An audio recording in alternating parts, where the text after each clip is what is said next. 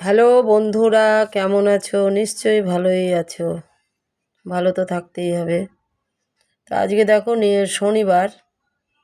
আজকে শনিদেবের আমরা নিরামিষ খাই, অনেকেই খায়। তো দেখো, এই দেখো ভাত করেছি, গরম ভাত, ধুমো বেরোচ্ছে এখনো। ঠিক আছে। আর করেছি তোমার এই যে পটল আর আলু সেদ্ধ করেছি। তো সর্ষের তেল লঙ্কা দিয়ে মাখা হবে।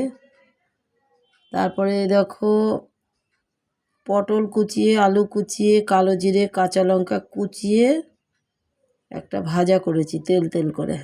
এটাও ভালো লাগে ভাতের সঙ্গে।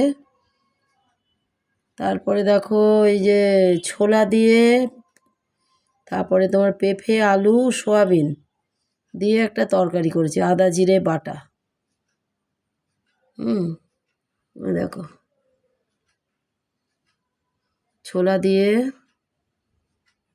পেঁপে, আলু, সয়াবিন দিয়ে একটা তরকারি করেছি। এই আজকের মেনু। বুঝতে পেরেছ?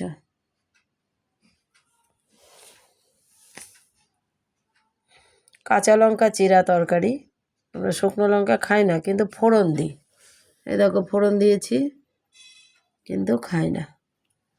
শুকনো লঙ্কা বাটাটা খাই না, কেননা পেটে সহ্য হয় না। তা দেখতে থাকো, ভালো থাকো, সুস্থ থাকো।